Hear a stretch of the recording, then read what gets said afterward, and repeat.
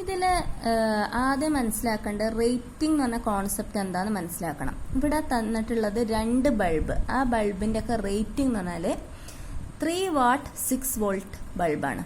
അപ്പോൾ എന്താ അതുകൊണ്ട് ഉദ്ദേശിക്കുന്നത് വെച്ചാൽ 6 വോൾട്ട് ആ ബൾബിന് അക്രോസ് വന്നാൽ ആ ബൾബ് ഡെസിപ്പേറ്റ് ചെയ്യണ power is 3 what. So 6 volt കൊടുക്കുന്ന സമയത്തൊക്കെ 3 വാട്ടാണ് അവിടെ പവർ ഡെസിപ്പേറ്റഡ് എന്ന് പറയണത്. ഫസ്റ്റ് ഫിഗർ എയിൽ ഈ 2 ബൾബും നമ്മൾ പാരലായിട്ടാണ് കണക്ട് ചെയ്തിട്ടുള്ളത്. അപ്പോൾ ആദ്യം നമ്മൾ ഈ റേറ്റിംഗ് വെച്ചിട്ട് നമ്മൾ കണ്ടുപിടിക്കേണ്ടത്, ഇപ്പോൾ ഒരു ബൾബ് തന്നു, അപ്പം അതിൻ്റെ റേറ്റിംഗ് എത്രയാണെന്ന് പറയുന്ന ഉദ്ദേശം ആ ബൾബിൻ്റെ ഉള്ളിൽ ഒരു ഫിലമെൻ്റ് ഉണ്ട്, ആ ഫിലമെൻറ്റിന് ഒരു റെസിസ്റ്റർ ഉണ്ട്, ആ റെസിസ്റ്റർ കണ്ടുപിടിക്കലാണ് ഈ റേറ്റിംഗ് കൊണ്ട് ഫസ്റ്റ് നമ്മൾ ചെയ്യേണ്ട കാര്യം.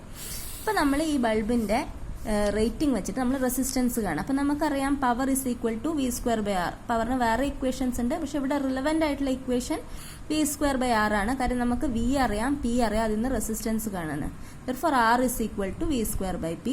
അപ്പോൾ v6² p3. So you get r is equal to 12 ohm. അപ്പോൾ നമ്മൾ ഈ സർക്യൂട്ടിനെ, ഇങ്ങനത്തെ സർക്യൂട്ടിന് ബൾബിനെ ഒന്ന് റീഡ്രോ ചെയ്തിട്ട് അതിൻ്റെ റെസിസ്റ്റൻസ് വെച്ച് റീപ്ലേസ് ചെയ്യാം.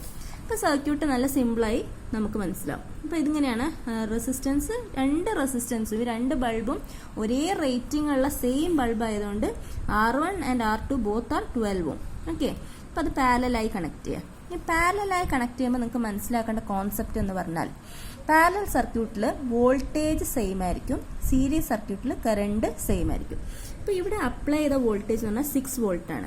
ആ 6 വോൾട്ട് തന്നെയാണ് ഈ പറഞ്ഞ R1, അതായത് ഈ R1 അക്രോസും 6 വോൾട്ട് ആണ്. അതുപോലെ തന്നെ നമുക്ക് R2 എന്ന് കൊടുക്കാം.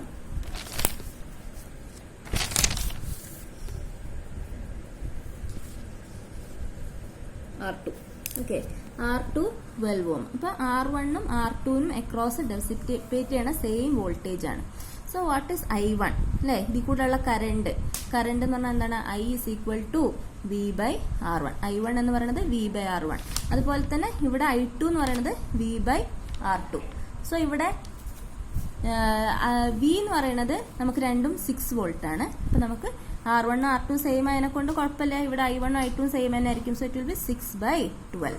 അപ്പോൾ current I1 is equal to I2 is equal to 1/2 ampere. ശരിക്കും എപ്പോഴും ഈ പാരലൽ സർക്യൂട്ടിൽ I1 I2 ഡിഫർ ചെയ്തിട്ടാണ് വരിക, പക്ഷെ ഇവിടെ രണ്ടും ഒരേ റെസിസ്റ്റൻസ് അല്ലെങ്കിൽ ഒരേ ബൾബ് അതിനെ കൊണ്ടാട്ടോ ഇങ്ങനെ വന്നത്. വോൾട്ടേജ് എപ്പോഴും ഏത് ഡിഫറെൻറ്റ് റെസിസ്റ്റൻസ് ആണെങ്കിൽ വോൾട്ടേജ് സെയിം ആയിരിക്കും പാരലൽ സർക്യൂട്ട്, അത് മനസ്സിലാക്കാം. ഇനി നമുക്ക് നോക്കാം, ഈ ബൾബിലുള്ള ബ്രൈറ്റ്നെസ് കാണണമെങ്കിൽ നമുക്ക് പവർ അറിയണം. So power is equal to I²R. ഇപ്പോൾ ഏതെങ്കിലും ഒരു ബൾബിൻ്റെ നോക്കാം നമുക്ക്. ഇതിപ്പോൾ ഈ രണ്ടും സെയിം റെസിസ്റ്റൻസ് ആയതുകൊണ്ട് രണ്ടും ഒരേ ബ്രൈറ്റ്നെസ്സിലായിരിക്കും കത്തുക.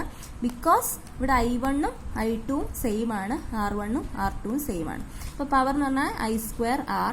ഇപ്പോൾ I1² എടുക്കാം. I1 എന്ന് പറയുന്നത് അല്ലെങ്കിൽ I2²R.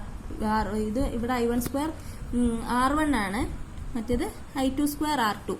പക്ഷെ ഇവിടെ രണ്ടും നിങ്ങൾക്കറിയാം I1ഉം I2ഉം 1/2 ആംപിയർ ആണ്, R1ഉം R2ഉം 12 ohm ആണ്. അപ്പോൾ രണ്ടിൻ്റെയും ബ്രൈറ്റ്നെസ് സെയിം ആയിരിക്കും. ഇവിടെ എന്താ വരിക? I² എന്ന് പറഞ്ഞാൽ 1/4 അല്ല, 1/2² എന്ന് പറഞ്ഞാൽ 1/4, R12T പറയുമ്പോൾ നമുക്ക് 3T എന്ന് വരും. എന്താണ്? Brightness of B1 and B2 രണ്ടും സെയിം ആണ് ഈ കേസിൽ, എപ്പോഴും ആവണമെന്നില്ല. Is 3T joules.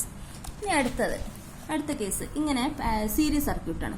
ഇവിടെ നമ്മൾ സെയിം റേറ്റിംഗ് ഉള്ള ബൾബാണല്ലോ കണക്ട് ചെയ്യുന്നത്. അപ്പോൾ R1 ആൻഡ് R2 രണ്ടും 12 ohm ആണ്. അപ്പോൾ സർക്യൂട്ട് റീഡ്രോ ചെയ്യുമ്പോൾ 12 ohm ഇങ്ങനെ സീരീസിൽ വരും, 6 വോൾട്ട്. ഇതിലെ കറണ്ട് എത്രയാ? Current is equal to V/ total resistance. Total resistance എത്ര? R1 + R2 that is 24. അപ്പോൾ എത്ര വരെ? I is equal to 6/24 എന്ന് പറഞ്ഞാൽ 1/4 ആംപിയർ. ഇനി ഇവിടുത്തെ പവറാണ് ഈ ഏതെങ്കിലും ബ്രൈറ്റ്നെസ്, ഈ ലാമ്പിലുള്ള പവറോ ഈ ലാമ്പിലുള്ള പവറോ എടുക്കാം. അപ്പം ഈ ലാമ്പിലുള്ള പവർ എടുക്കുകയാണെങ്കിൽ P1 is equal to അതിൽ കൂടെയുള്ള current into resistance, current square into resistance into T. അപ്പോൾ കറണ്ട് എത്ര കിട്ടും നമുക്ക്? 1/4. ഇവിടെയും കറണ്ട് സെയിം ആണ്, because in A series circuit this current is same as the resistance കൂടെ, ഈ കറണ്ട് റെസിസ്റ്റൻസ് കൂടെ പോണ കറണ്ട് ഈ റെസിസ്റ്റൻസ് കൂടെ പോണ current is same. It is 1/4. അപ്പോൾ നമുക്ക് എന്താ കിട്ടും? 1/4² ഇൻറ്റു R എന്ന് പറയുന്നത് resistance of the bulb T.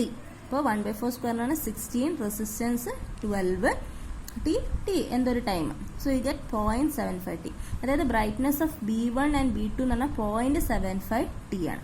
അപ്പോൾ എന്താ നമ്മൾ ഇൻഫറൻസ്? ഇവിടെയുള്ള ബ്രൈറ്റ്നെസ് 3T ആണ്, ജൂൾസ് ആണ്. ഇവിടെയുള്ള ബ്രൈറ്റ്നസ് 0.75 T ജൂൾസ് ആണ്. അപ്പോൾ ഏതായിരിക്കും ബ്രൈറ്റ്നസ്?